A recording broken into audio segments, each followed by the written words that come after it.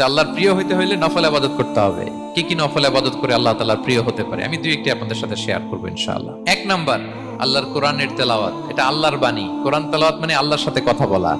যখন আপনি কোরআন তেলাওয়াত করেন, কাইন্ড অফ আপনি আল্লাহর সাথে মুনাজাত করেন, মানে একান্ত আলাপন করেন, আলাপচারিতা করেন। দুই নাম্বার তালিকা হচ্ছে আত-তাহাজ্জুদ বা কিয়ামুল লাইল।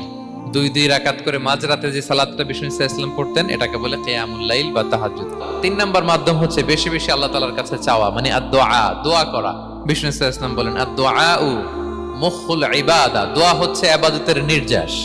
এবং আল্লাহর কাছে চাইলে আল্লাহ খুশি হয়, না চাইলে আল্লাহ বেজার হয়। বিনয়ের সাথে চাইতে হবে, চোখের পানি ছেড়ে চাইতে হবে, চাওয়ার মতো চাইতে হবে।